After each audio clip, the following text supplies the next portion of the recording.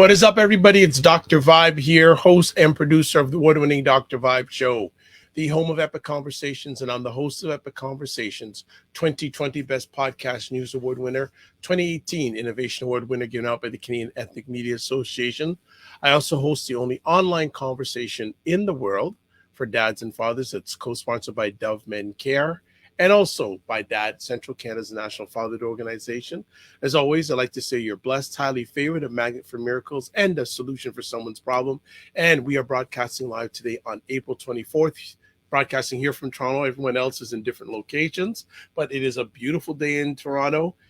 We haven't had too many days of back-to-back good weather this spring, but we're taking advantage of what we got today. As always, Sunday afternoons around 5 p.m. Eastern Time, we do this thing called Black Canada Talking. It's an online event that provides Black Canadians the opportunity to give their takes and POVs on stories that are of importance to them. Every other week, we do our panel roundtable, and we are blessed and highly favored today to have three people who are smarter than me with me today. First up, we've got Elle Jones. What is up, Elle Jones? Hi, good afternoon. How are you?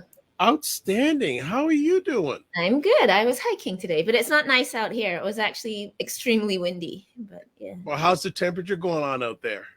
Today was bad. Like, we're always just kind of, it's spring, it's Halifax, so wait 5 minutes, the weather will change. It's spring and so what have you been doing with yourself lately since we last chatted? What's been going on? We're at the end of the semester, so, we're into marking and exams and stuff.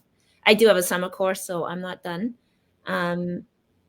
That's about it at work. I'm still training for this race. I have a race at the end of May, so, heavy into training for that, like the Cabot Trail relays. And yeah, just living life. Well, if I ever make it out to the East Coast, maybe you can become my trainer. Yeah, well, aren't you making it out for the summit? We'll see.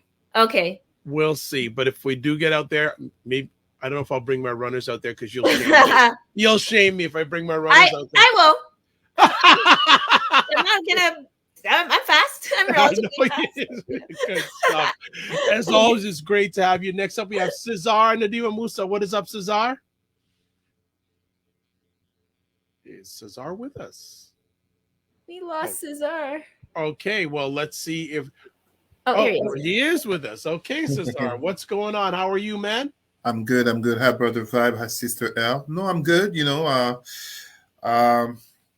We can't wait for real spring, or maybe should I say summer, to be here. Yeah. Amid so many things going on, talks about some third world war, but also, and more importantly, I should say, inflation and the price of goods. And of course, we still continue our good work. A little shout out to some of my mentees. I'm thinking especially of one coming from a Black family that dealt with drugs, violence, incarceration, a lot of very much like a book script. And he's rising and probably getting his first career job, moving back to good environment. So it takes years of work, but, and I don't take the sole credit, but this is a reminder to our community not to give up on our youth. And it can take years of work, but it can absolutely be worth it to create the young women and men, adults of the future our community needs. Wonderfully said. And just to add on before we get Roger with us, I was having a conversation live on Friday with a gentleman who has a Black research firm and has done work with organizations like the World Health Organization. Of course, he can't get anyone from this country to pay attention to him who's Black, but he said a very interesting fact that the average age of a Canadian is around 46 years old, but the average age of a Black Canadian is 29 years old. Mm-hmm.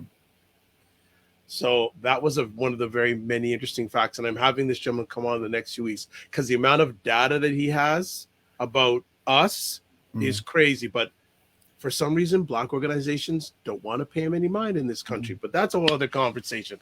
Next up, Roger Dundas, co-founder, publisher of BuyBlacks.com, Canada's #1 online magazine. What's going on, Roger?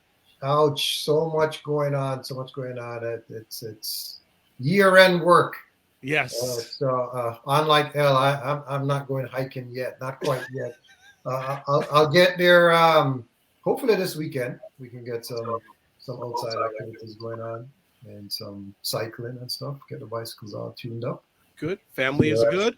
Yeah, the family's wonderful, man. Wonderful. They're amazing. Or as you always say to me, they're better than you. Much better. Okay.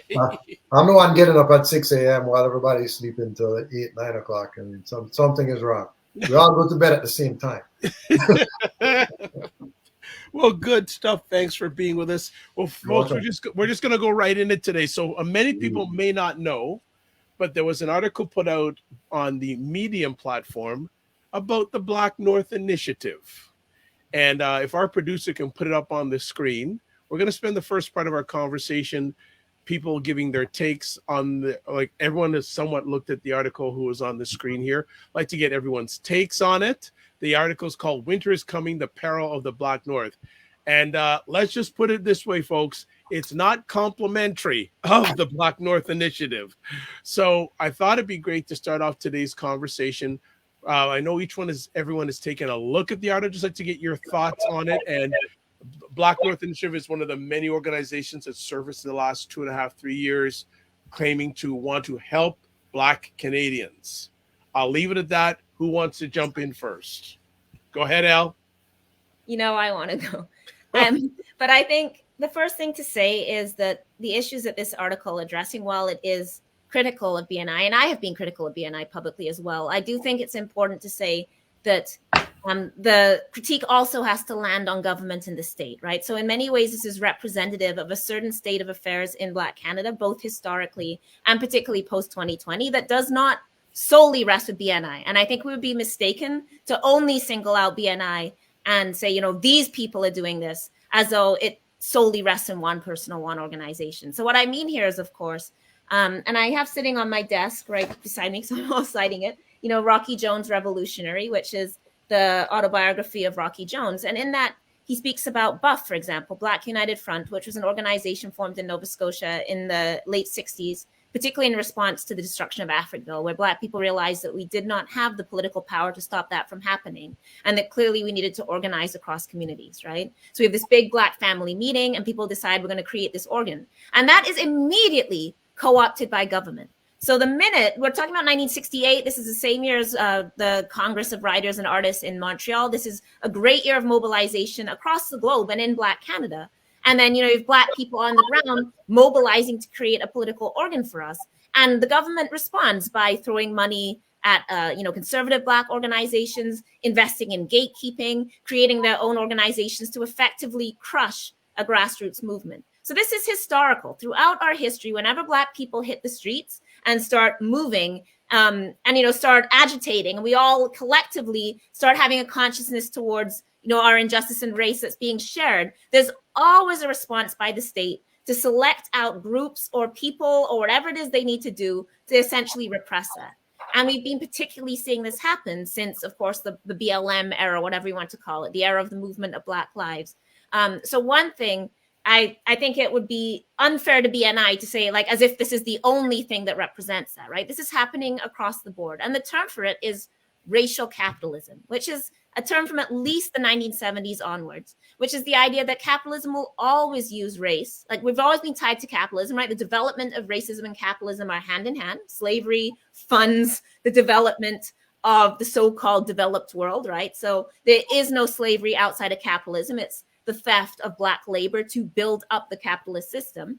And of course, within that, you see how when convenient, the elite or the powers that be will use race and racial division for their own ends, right? So an example of racial capitalism is universities will put their one Black student on their website and make it look like they're diverse. And there's actually been lawsuits won by Black students when they were photoshopped into these pictures, being I was not in this thing at all. You can't do this. So that's an example of racial capitalism, where institutions that are powerful will use Black people or other racialized people in order to make themselves appear progressive or inclusive or whatever, but it's about them, it's not about us. So it's never about the well-being of the Black person, the uplift of the Black community, our economic well-being. It's about power protecting itself. So what's being identified, and I know this is a long intro, but I do think this is important to say. I'm sorry, guys, I'm giving you like a lecture. No, we're fine. No. Go ahead. Go ahead. Keep going. Keep going, but man. My point is, so this article is identifying BNI particularly as saying, that this isn't really about a collectivity kind of like effective movement for Black people. This is about one man. And as it says in the article, like his particular individual gain and what he calls ego, right? The idea that this is actually about an individual and isn't effective in addressing the problems. But B, and the part of the article I obviously have more of an issue with, is that he attributes this to what he calls wokeness, right? And we're seeing a lot of this, like this industry of kind of anti-wokeness where everything's like, oh, the woke. But it's an ill-defined term. Like, what do you mean by the woke? It means everything from, trans people to political Black people to like the Democratic Party. Like, it's not a well-defined term. And people tend to use it to mean anything I don't like politically becomes woke. So my point of all this intro was to say, this isn't wokeness. This is racial capitalism and neoliberalism. Like, we've been critiquing this for like 50 years. This isn't woke. There is nothing woke about Bay Street. Nobody ever claimed Bay Street was woke. Young Black activists wearing BLM shirts or whatever you're, calling woke are not promoting Bay Street. Like, so, in this attempt to kind of lump this in with a particular conservative critique of wokeness, he cites McWhorter and Sowell, who are like conservative Black figures, who have a critique in general of the kind of idea of speaking about racism and anti-Blackness, which, they claim is really just an elite project that falsely manufactures a kind. I'm giving this isn't a very nuanced discussion, but this idea that like, people see racism where there is none, people are just invested in talking about racism in these particular ways for their own ends. Without a critique of power or capitalism within that, right? So he's calling this wokeness. And like, BNI is not about wokeness.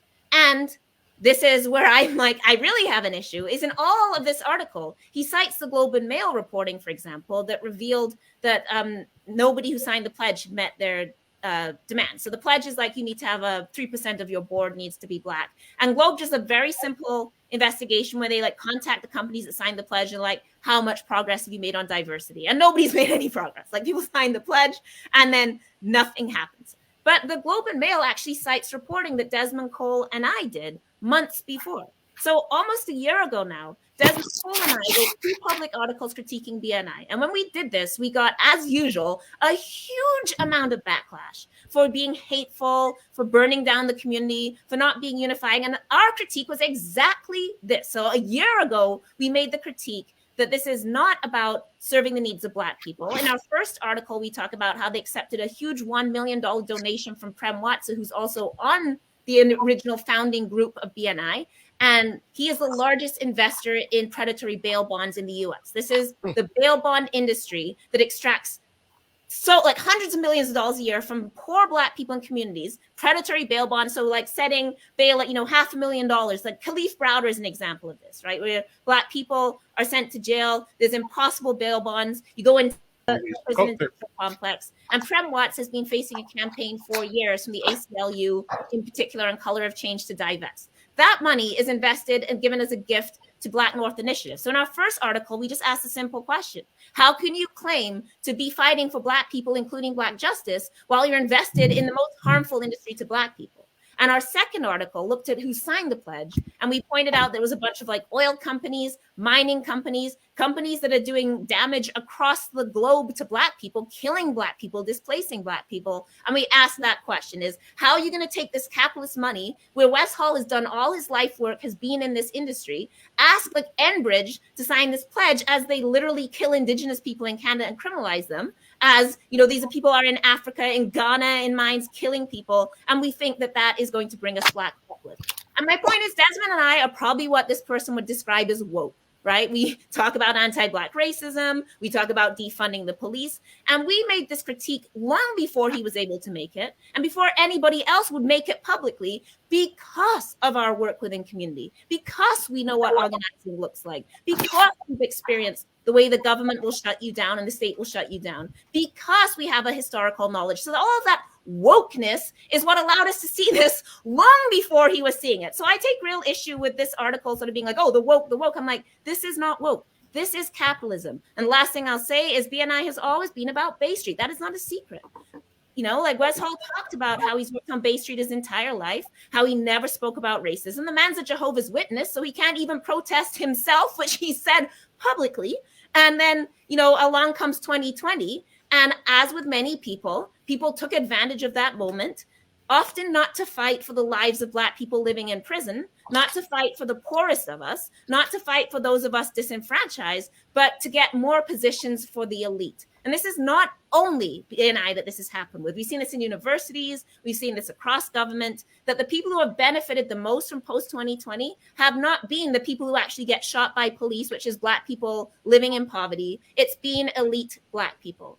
And we have been making this critique for a long time. And to move it away from BNI, the final thing I'll say is I really do think that the heart of this is talking about how post-2020, we started talking about justice, policing, all of that, and we ended up with a lot of stuff about business. I have nothing against business and like Black economic self-determination, but I've just been saying, when did we shift? Like, when did we consent to shifting from talking about the most vulnerable in our communities to talking about home ownership for middle-class families, right? Like, both are necessary, but we have made choices to sort of leave behind the people whose bodies started this movement in the first place. And that is what I'm critical of. And you cannot make that critique without also acknowledging anti-Blackness. So this article wants to critique places like BNI and then also say that talking about anti-Blackness is, not really real. And, this is just kind of a scam. And the more we all stop talking about race, the better. And I'm like, but that's part of the critique doesn't add up. So I've now talked for about 20 minutes. Welcome to my TED Talk. I will stop.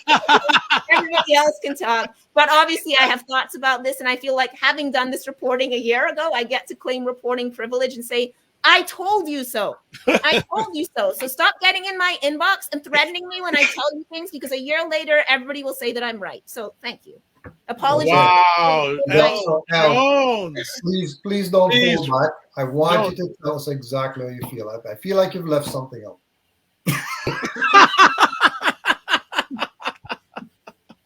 Well, so just we got an echoing here, but just to be fair, producer, can you just put up those two articles quickly that Elle is referring to before we get on to Roger and Cesar? So if you can put the articles up that Elle is referring to, there's one right there. And then there's the second one. So both those were done almost over a year ago, Elle? Yeah, last year in May. I think it's May 6th and May 2012. Well, or something. May 12th. All right. So if you just put up the other article again, so people, you can reference those articles, the titles are there. I mean, the last thing I'll say is also, it's interesting that once Globe and Mail said something, people felt they could, because like white people were saying it. Well, one of the authors isn't white, but like a white mainstream organ was saying it. But when Black people say it, it's illegitimate. And that tells you a lot about how our community will say we want to need Black media. But then when you have Black reporters, people don't want to take it seriously until white people say it. As you know too, Dr. Vibe. Okay. Tell me about it. Go out. Well, who wants to jump in after Elle's TED Talk? Cesar, Roger. Go ahead, Brother Roger. Go ahead. You're Elle, there's some real critical points that you made there about the especially about the organizations that are supporting it and the damage that they've been doing to the Black community. I'm going to take a different approach to it, right? I'm going to take a completely different approach. And the reason why is because I read the article in full, and I was like, wow, he really decimated this guy. I mean, it's like he really had a bee in his bonnet for Wes. I don't know Wes personally. I've never even had a conversation or an email with him, which is strange because we are byblacks.com, and you'd imagine at some point we would connect with different leaders from different non-profit organizations, but that's for another conversation, right? So what I like to get into is the objective of the organization. I gotta say the objective might be somewhat honorable. I choosing my words very carefully.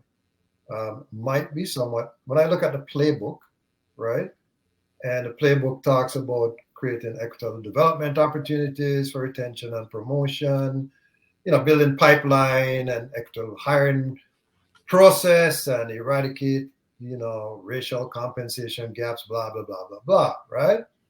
But, in the previous conversation where I was on this call, I've told you about the recruiting challenges where you're not really getting Black people in those spaces anyway, because it gets shut down right from the recruiter, right? So, it's honorable that you have this pledge and everything, but if you already have a system that is really just stoked in anti-Black racism, then the gatekeeper is already there to protect that system.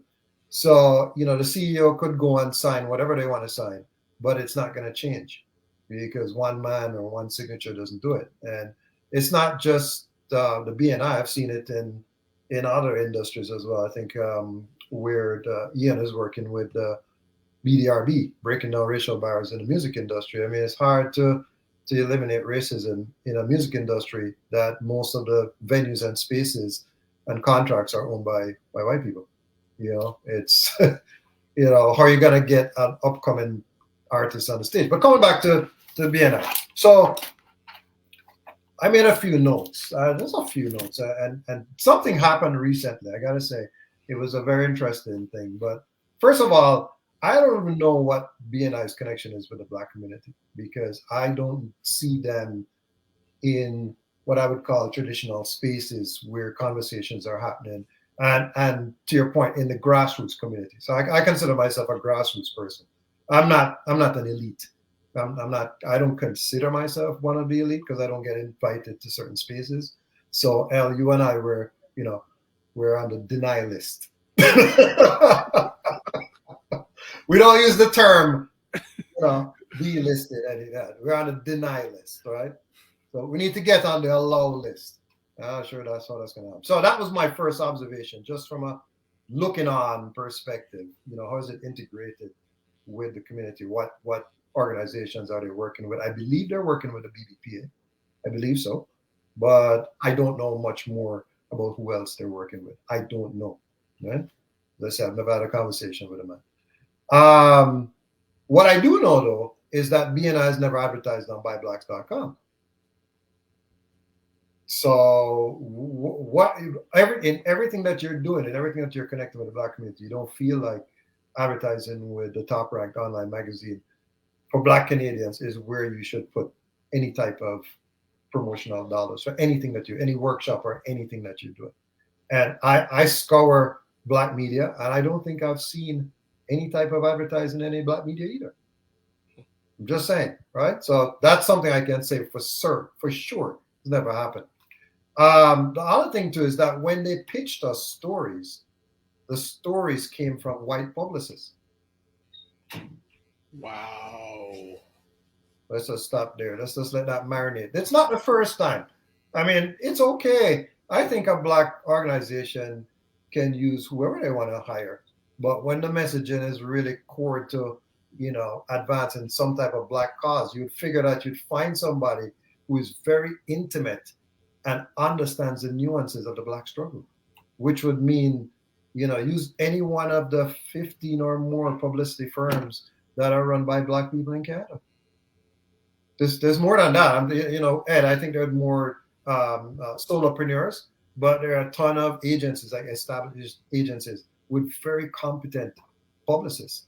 So that's just my little observation. The other thing too is that recently, I guess somebody sent me this email. I found it very humorous that Ben Mulroney was conducting some. I think he was going to do it. Correct. Town hall. There's a new, banking or finance organization. Orchid is called, and I think he's a chief technical officer. So he's gonna do the listening sessions with Black people. Ben Mulroney. And it's in collaboration with the Black North Initiative. Now we did the look at Elle's face. Yeah, I think we did a little bit more digging, and I'm just gonna validate the digging that was done.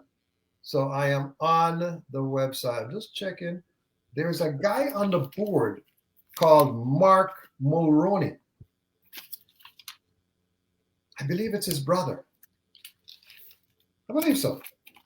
So again, there's tons of competent, well-respected DEI consultants that I think could engage in this work and would get better responses from the Black community, and would be sensitive to the nuances of the Black community. But that's not what's happening, right? So I mean, those are just my little observations of it. I won't even get into the whole West story because, you know, as a friend, Ed and I, we were having dinner recently with another friend, and that friend, who will remain nameless, said that, you know what, I'm running an organization. I'm not putting my face on any goddamn billboard to promote it. Well, also, he doesn't put Black people on his board. I wasn't even going to mention the fact that of the 20 faces that I saw on this, 20 or so faces, I counted them.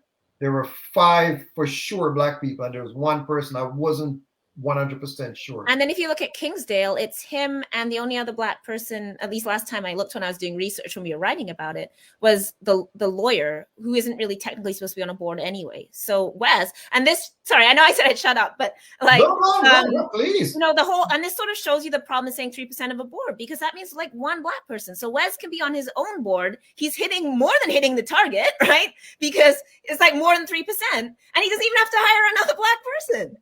That's so incredible. This is kind of the problem with the whole thing. But you know, and again, you know, you want to give people the benefit of the doubt. And as I said, when I look at the playbook for BNI, it is amazing if it was being done. If I felt like it was being done, I don't know if it is being done because I don't have any evidence to show that it is being done. But it was written by white people. The playbook. I'm talking about the playbook. Yeah, the playbook was outsourced to a white firm. Yeah, there you go. All right, so. So these are some of my observations.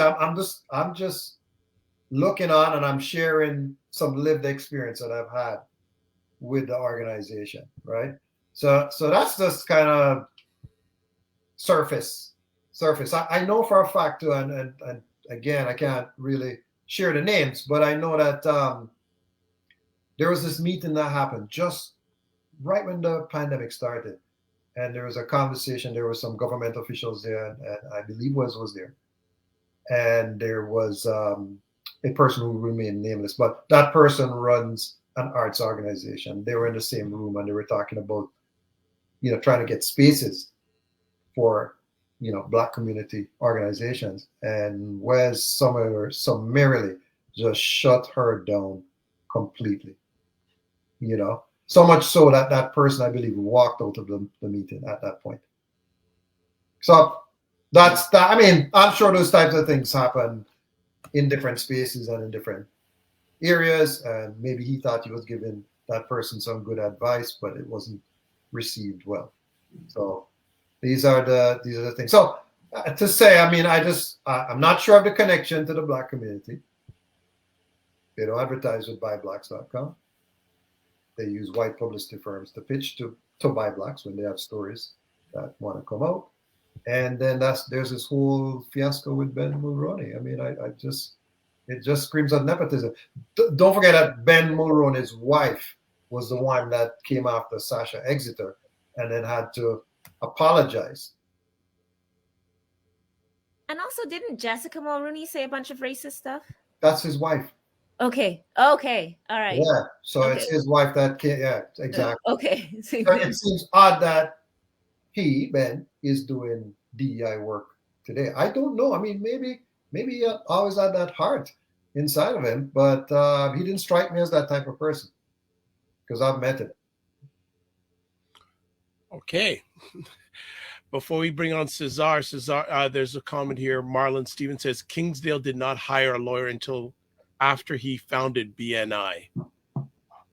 So I don't know if that is true or not, but Marlon's hire the lawyer or appoint him on the board. Didn't hire the lawyer until after he founded BNI. So Marlon is pretty wary of his stuff. So I'll leave it at that. Cesar, what you say? No, thank you. So allow me first, I just want to state two things before starting. Number one, allow me, with respect to that article, well-written article, by the way, very much good Queen's English, if I can put it that way. Allow me to skip the BNI part. Sister L addressed it well. Absolutely, there are issues. You know, we know the reality of being black is that when you have a black organization that is given so much preeminence in a country of white supremacy, you have to pay attention to the layers and the details and, address accountability in terms of really saying, is this organization really having an impact on black people? Is it even really known by the average black person? I will also skip addressing what is very evident in the article, and Brother Roger talked about it clearly. The writer, Perry C. Douglas, has a rather personal issue with Mr. West Hall that I think they need the Iyanla or Oprah for a sit down, because clearly I was like, brothers beefing while talking about, let's end racism. The article reminded me of something that happened 2 years ago. And I'm putting myself in the story because very much this article, I'm assuming Perry C. Douglas is a black man, is written from a conservative lens, is denouncing such a thing called wokeness as some new religion, guilting whites and infantilizing blacks, which, by the way, reminds me of our brother, Professor Mark Lemont Hill, on his show. He had a show about that with a black professor, but it reminded me of, I'm going to say 2 years ago after George Floyd, probably September 2020, a former brother I used to work with, notably promoting the dolls, the black dolls him and his wife were making, turned his vest and was basically on a show in Montreal accusing me as a director on equity, diversity, and inclusivity, basically one of the people this article is criticizing. The brother was on a show accusing me of being a race hustler, one of those black people making money out of the racism and this and that. That was on the show, and this show, online show, you could interact with the show in the chat. So I put a message there where I basically asked the show host to ask him to define what is white privilege. And I'm saying this because this article talks about that. And that brother, 2 years ago, just as this article fails to understand and explain white privilege. They don't understand it. They don't get it. Yes, without going too much into the ideology and rhetoric. First of all, I'm not about wokeness or woke culture. This is simply addressing racism with historical, socioeconomic, political, cultural, religious facts that have created the society that we live in. It is a reality that when you're white and poor, you have white privilege. Not because you're poor, you don't have privilege, but if you were black and poor, your fate would be worse. Just as you can be black, be well, from a good family, living in a good neighborhood, but guess what? That day you get pulled over by that angry white cop or that white cop who has any issue with you, and you can end up being the next George Floyd. It's as simple as that to define white privilege, and yet this article fails to do that. And it starts, there's so many issues in that article. Allow me to just point out a few because it is a long article. I mean, it says 21 minutes to read, but truly, for the average person, you will need more than 21 minutes because, like I said, you have to go back. You need to Google it. You need to take some notes. But there are so many issues. First and foremost, the article does not start the best way because clearly the writer is stuck in the previous scientific narrative of survival of the fittest when science has shown that human survival is not about survival of the strongest, as the article implies, but adaptation and cooperation. Also, when the article really talks and promotes the notion that black people, you have to reject all this anti-racism talk, guilting white people. And then he quotes Thomas Sowell. Thomas Sowell, brilliant black economist with one major flaw. He's a black conservative who bashes only black people without addressing whites. He basically, that Martin Luther King speech about bootstraps, he addresses black people accountability without looking at the structure, the micro, macro, and very much the systemic issues that we have to deal with that basically make it that by default of being black, you will have certain challenges that are truthful to your reality. It is not a matter of your will. It is not a simple matter of you just working harder. Just look at what happened with Amazon. It is a brother who basically led the unionization of Amazon. I'm not saying a white person could have done it, but imagine how much harder it is to become unionized when you have a workplace that has more and more black people, just as we saw with COVID, who became disproportionately affected by COVID, just as when we talk about police brutality, who is disproportionately killed by police from Canada to Brazil. So many failures, many failures in that article, because notably when he talks about black people to end racism, to tackle systemic racism, it's not about this wokeness and Black North Initiative and West Hall, they're like, this is some emotional guilt trap against white people. We have to become entrepreneurs. And then he gives the example of Jewish, Asian communities. I'm sorry. Not everybody can be an entrepreneur. Not everybody should be an entrepreneur. It's not for everyone.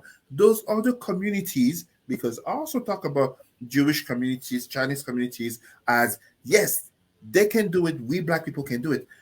You still need you social studies people. You still need you teachers. You still need you people who basically work in government. You build wealth, not by everybody starting a new entrepreneurship thing, but with black consciousness, black identity coming together, whether it is that the person is a janitor, a teacher, or a manager, or a CEO, or even a Mr. West Hall. So some of the issues that have been addressed in regards to Black North Initiative are very valid, but it takes a truthful and dedicated black consciousness to turn it into concrete actions, such as the brothers who are sitting behind me. And I purposefully hide Obama's face because Obama was not a Pan-African, but the three who are sitting there, along Marcus Garvey, along W.E.B. Du Bois, along Stockley Carmichael, along Fred Hampton, it starts with that black consciousness that this article absolutely fails, thinking that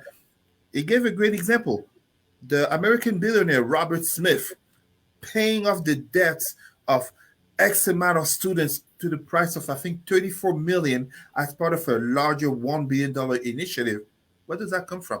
If that doesn't come from black consciousness, it doesn't come from an understanding of history, socioeconomics, the impact of so many etc. things that impact the realities of black people, into the fact that, as I explained, the majority of black students, teenagers, they don't know who the richest black person is in this world. It's not because of a failure of understanding economics. It's not because of a lack of desire to become an entrepreneur, but because the black identity is stifled, not just in the schools, but even in the household, because of integration, because of very much even what this article does. A black conservative writing a long, targeted against BNI and Westall piece, which is very pleasing for a white conservative reader to read. This is beautiful. That's why, for example, he quotes Thomas Sowell. White conservatives love Thomas Sowell.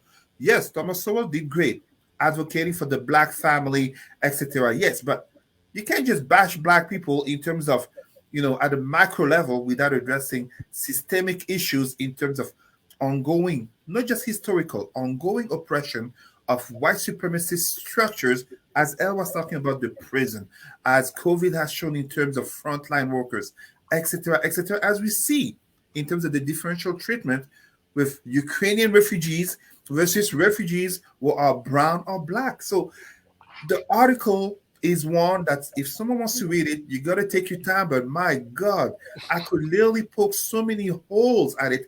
And I'm not saying holes because the nature of my work is in equity, diversity, and inclusivity, but because the article is kind of a matter of lenses in terms of how it's flawed. And I give you a last example. Remember last year when we had elections, and we were here on this show, we had the Canadian elections, and my issue with Black conservatives was not that they were conservative.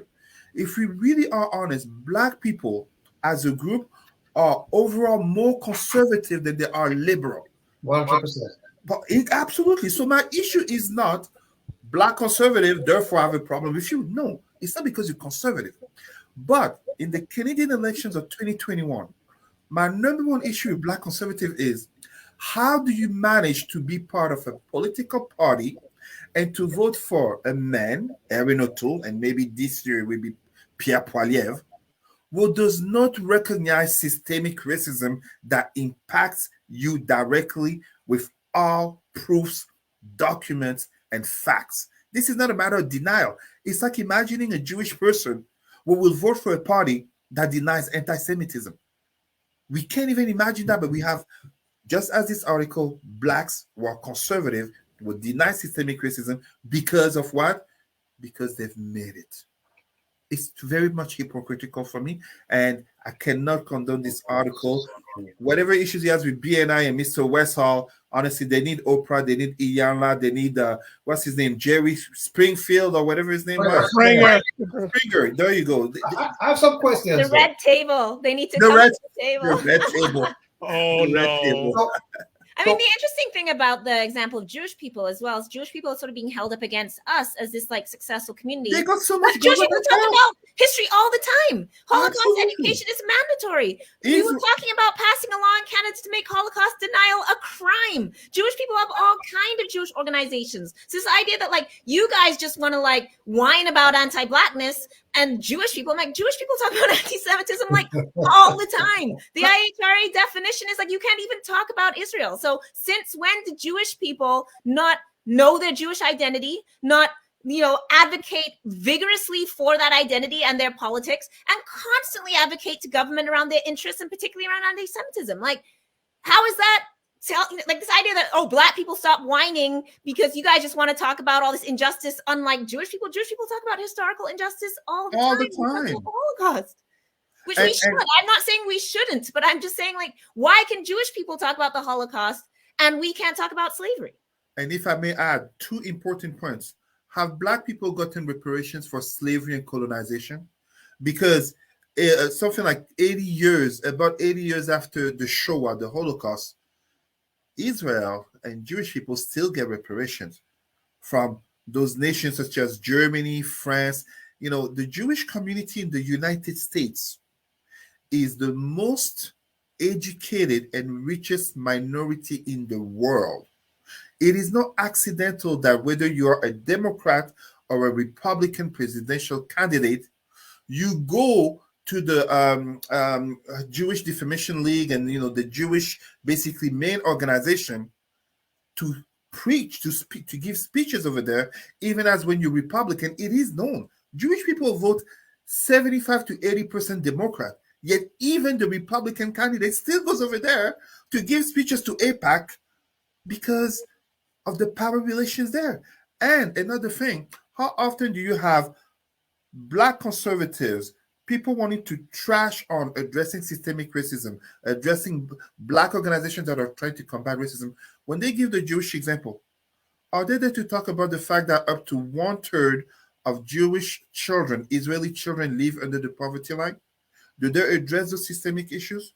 Do they talk about the Hasidim population that's 90% living in poverty? They don't address those things. They actually fall into anti-Semitism of giving that powerful Jewish image of success in order to bash on Black people and say, you got to build yourself by the bootstraps.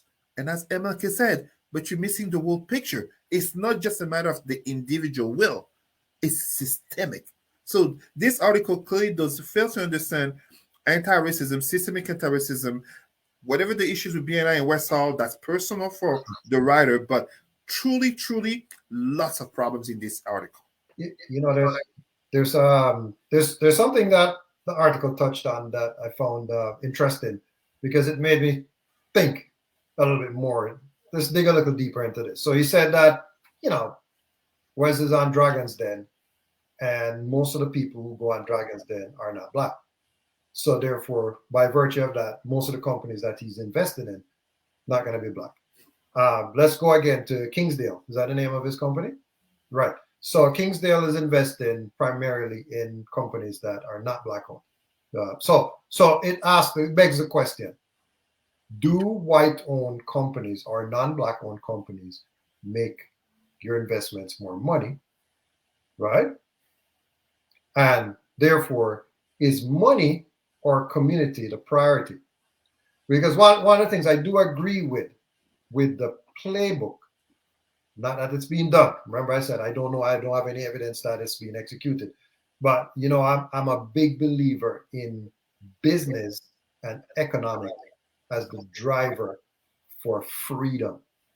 Because when you have your own money, you can make your own decisions. When you don't have any money, when you have to rely on somebody else, you don't have the power. So it comes back to the power. So question, you know, is it that this person, who I've never met before, is investing in non-black owned companies to make a profit to try and help the community, or is he just to help himself? Is it money or is it community? Let's just not forget that, as my father told me, you can have all the money in the world. He gave the example of Mike Tyson. You can be rich and famous, but if you don't have your head at the right place and your heart, aka sense of community and identity at the right place, all the money can disappear and you can find yourself poor and struggling. Right.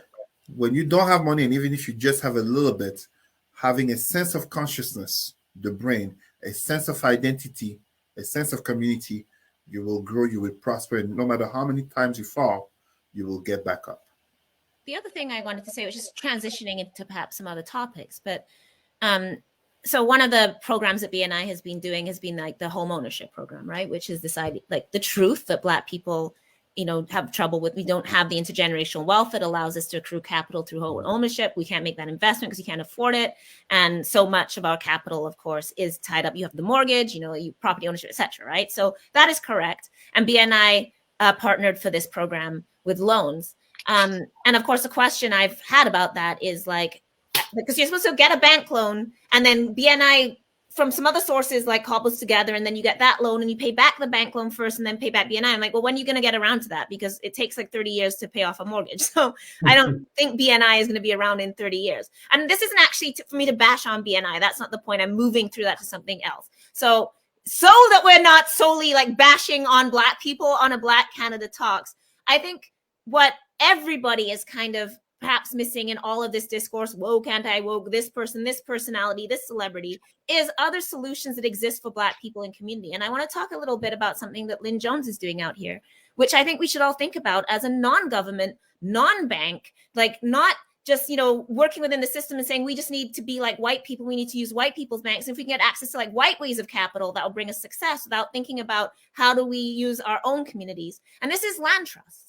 So Lynn Jones has successfully created, so Dr. Lynn Jones is Rocky Jones's sister, but let's not know her that way. She's also the first Black woman to be on the executive, elected to the executive of the union in Canada, the 100th Black candidate for the NDP federally. You know, she was fighting against apartheid, was taken as an election observer into South Africa. So an extremely accomplished Black woman activist who has been present for so much in this country. Like Lynn Jones, Dr. Lynn Jones is living history. And what she's done is created a community land trust for the Black land in Truro. And I think we should be thinking about this kind of stuff as a solution to home ownership. So what we do is collectively pool the land. And this begins, actually, this is Black people stuff. The first land trusts were in Georgia, and it was the Black community.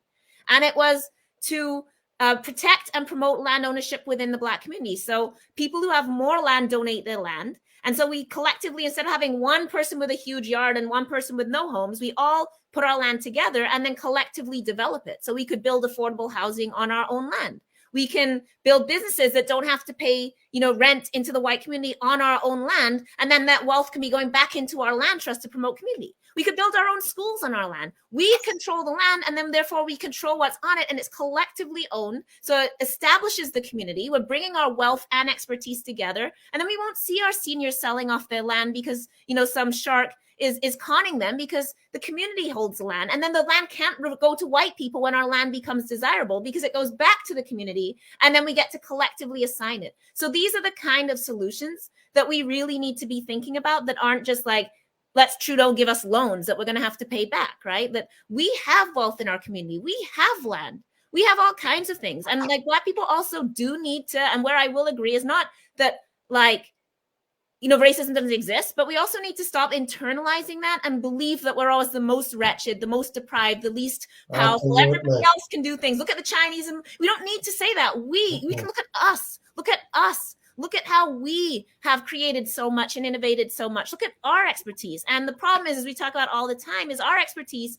flows outwards. All of our wealth, all of our intellect, everything we create goes to benefit everybody else except us. So our solution is to start putting that into community. So to say in a positive way, those kind of solutions from our elders, from our history, we can do these things. And we really need to start thinking about these kind of solutions. So shout out to Elle Jones for her work doing, I think it's the second land trust in Nova Scotia. Hammonds Plains also has one.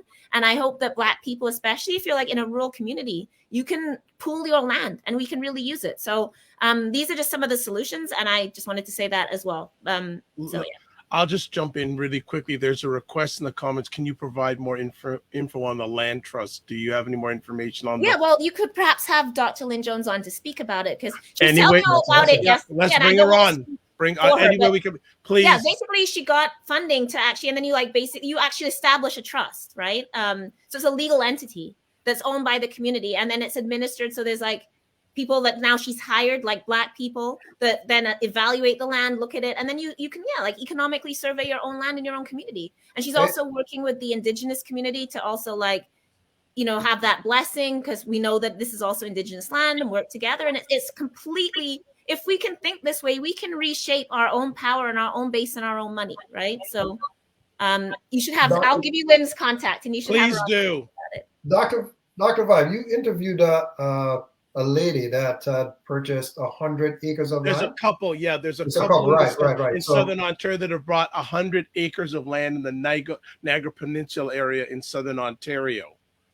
Right, so it's a similar concept, Elle, I believe, where you can buy into the company that owns the land, almost like a co-op, and benefit from whatever development. So I'm not sure what they're doing with that land. Are they going to develop it into homes?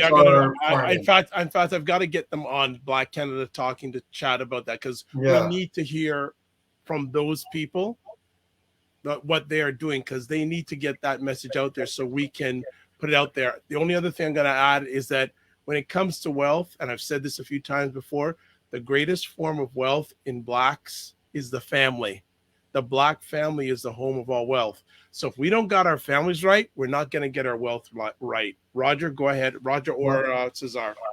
I just wanted to add, as Sister Elle was talking, she's absolutely correct in terms of ultimately, yes, there is a matter of looking at us in terms of kind of FUBU, for us, by us, because the problem, but as well the solution is within us. Whether we talk about the brain drain of Black intellectuals, not just Africans, but, even when we look in terms of the Caribbean, but even in Black communities, just as even we talk about the average Black person. So example, the average African risking his life in the Mediterranean to come to Europe that has been sold to him as a paradise. He's leaving his land where in the basement of the land, whites, Asians, especially Chinese, are looking at resources to develop their own.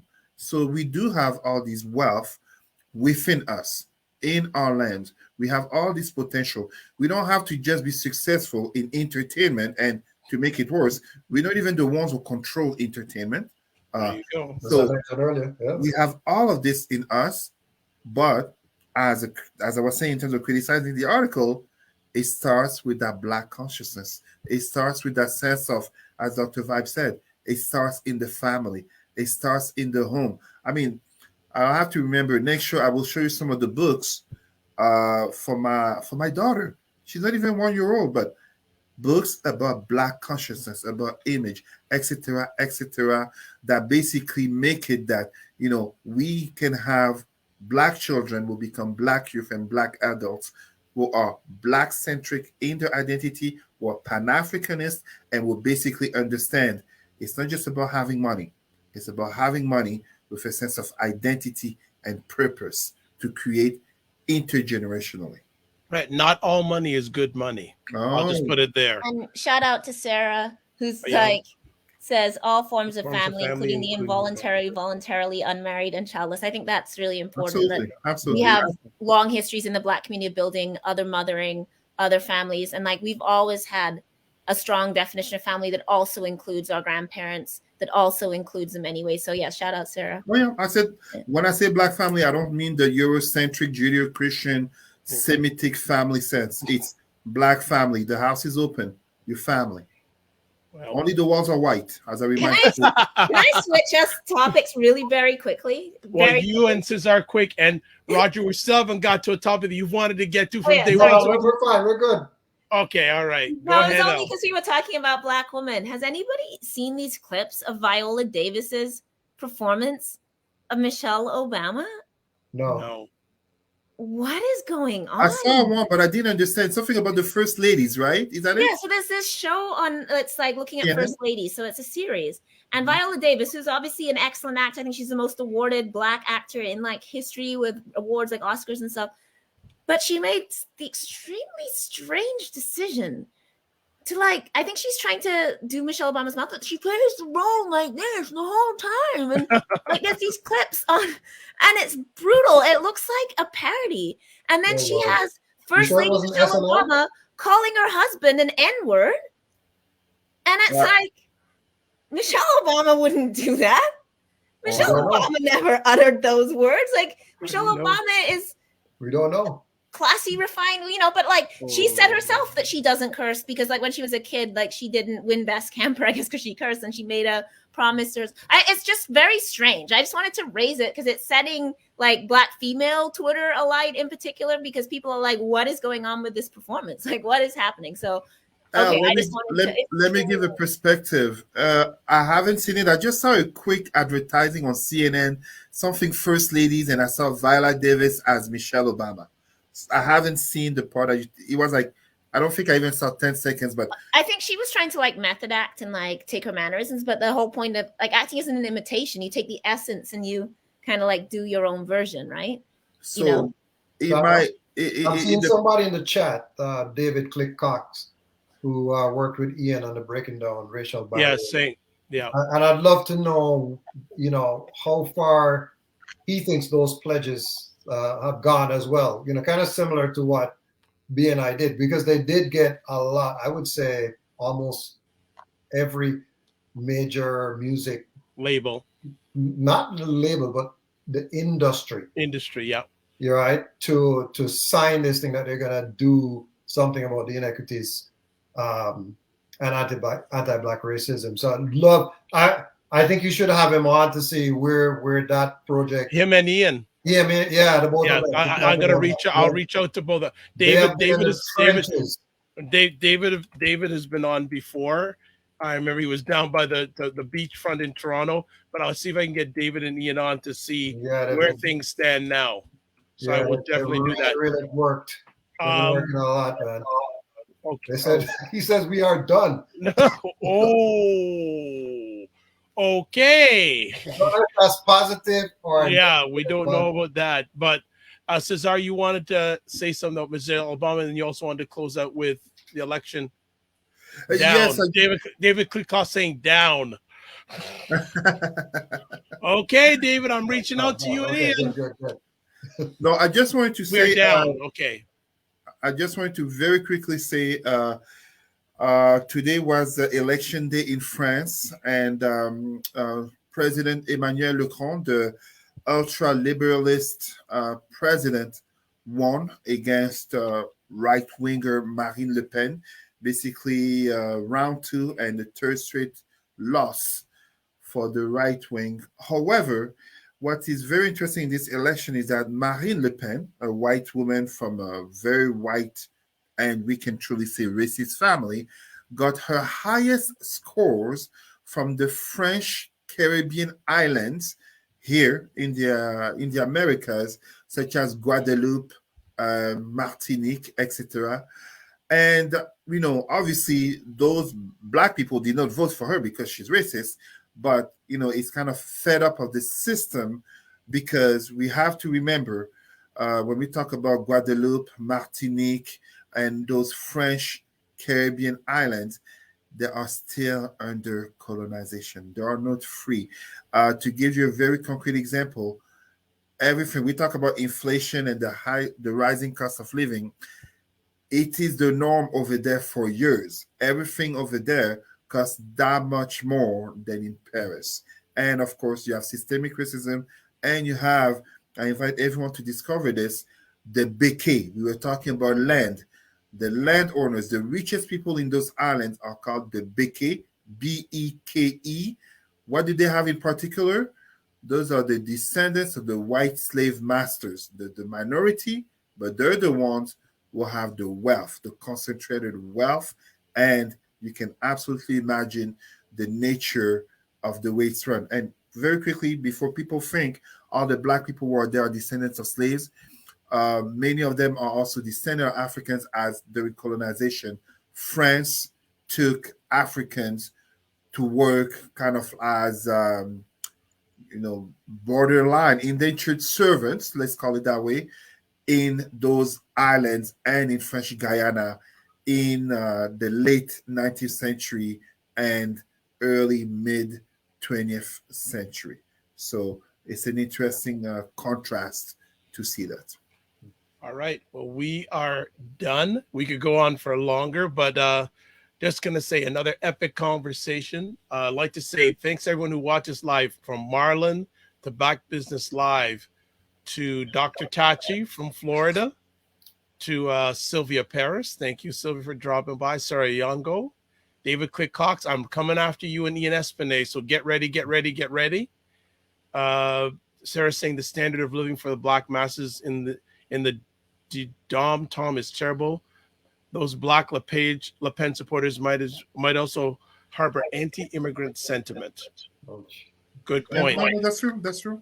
All right. So before we let everyone go, I'd like to say thank you and give contact information. First up, Elle Jones, TED Talk ×5 today. And also Dr. Vibe, I also just really want to thank you for hosting this space, because we know that we don't, it's very hard in the Black community to talk about issues in a real way, right?